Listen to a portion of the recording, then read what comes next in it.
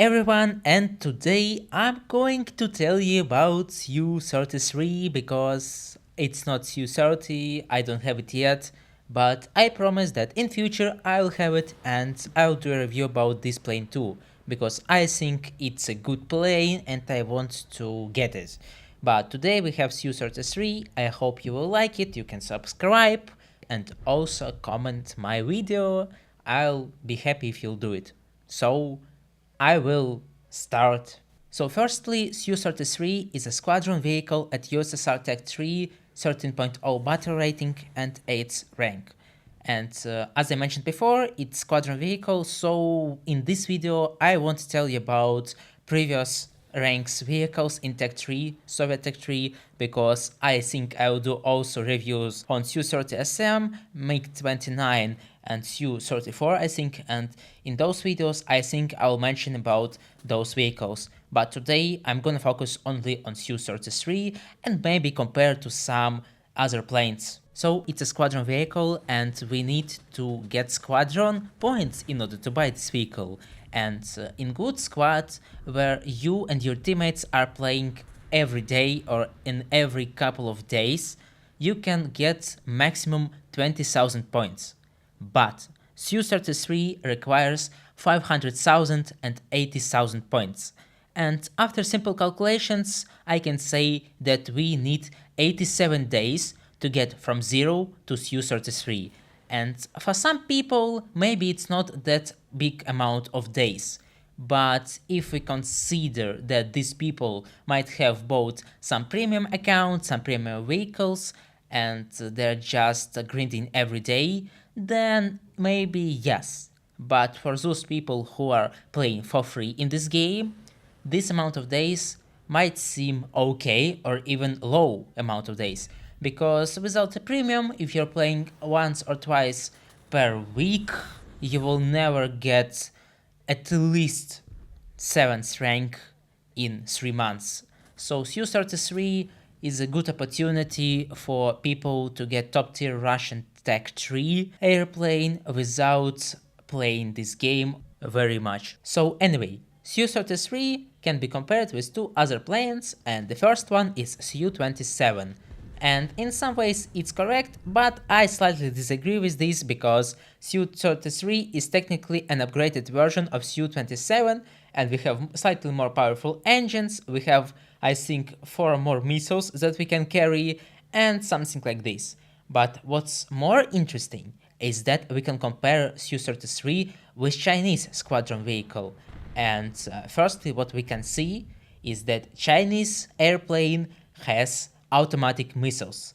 In case that if somebody doesn't know what is this, we can just launch our missile and in range of 16 kilometers, our missile will automatically track our target without our help. Unlike on Su-33, because on Su-33 we have semi-automatic missiles. And we have to track with our radar our target in order to hit it successfully. So some people may estimate that Su-33 is much less useful and powerful as compared to Chinese squadron vehicle. But here is the catch. Chinese airplane can carry up to 4 radar guided missiles. Yes, they're automatic, but Su-33 can carry up to 12 missiles, 4 of which are R-73, which are well known for their no worries about countermeasures or other opponent's maneuvers at all. And also we have R-27ER, 8 missiles. They're traveling more than 4 Mach and it's incredible speed for 13.0, and those we can have them on 12.7, but it's another deal. So 8 missiles that are, yes, semi-automatic, but travel very fast. So what does it give to us?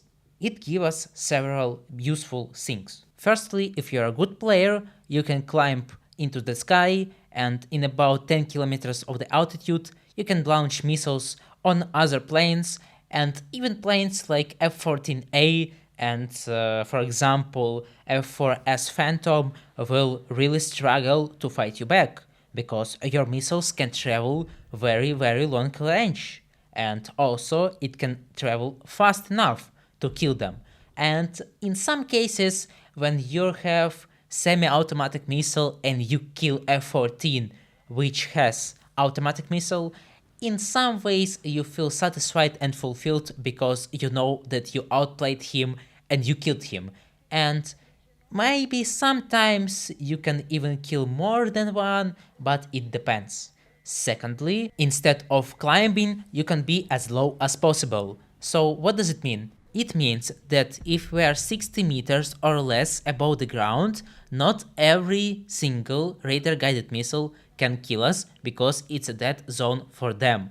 It leads to the fact that we still can shoot people with our radar guided missiles because they're much higher than 60 meters, but they can't kill us because of the dead zone. But we still need to look for heat guided missiles because they can kill us if we're 60 meters or lower above the ground. But it's much more easier to look for them when you know that half of the missiles that are existing in this game can't kill you. In order to feel the power of SU-33, you firstly need to research its models to get it from stock to top. And one single model can help us to do it without any problems in about 4 or 5 hours, and you will have the greatest SU-33 that you can get. And the name of this model is 500 kilos fire bombs. We can carry up to 8 of them, and to destroy one base, we need only 2 of them. So, in fact, we can kill every 4 base on a map with only one load, with only one plane.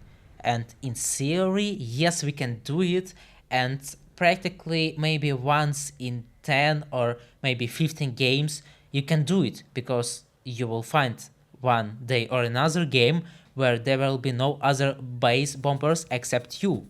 And you can do it. But here's a big catch. After you bomb 2 bases, there is high probability that you will get killed by your teammates. Because you know that top tier vehicles can be bought, and usually people buy them to go through tech tree without struggling at lower BRs. But they don't want to gain experience in dogfighting, in how to use missiles correctly, they just want to bomb bases. And if they see that you're stealing their money, their research points, because you're faster and you're just going to bomb 2 bases and you want to go for another 2, they're gonna be very mad, and they are going to kill you because they're willing to do it. Why? Well, because they don't understand that maybe if you buy plane which does not have enough power to compete with other planes, well, you don't need to bomb bases because other planes will just be much faster. And one more thing about ground realistic battles. If you want to take Su-33 with your tank for covering your teammates or do easy kills, then there's a big disappointment for you.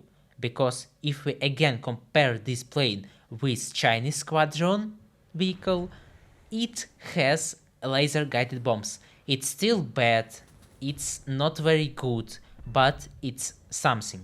Su-33 doesn't have any guided missiles or bombs. We just have rockets and basic bombs from World War II, which is really disappointing, but if you don't have any other planes, then this can be a good plane just to fill the gap.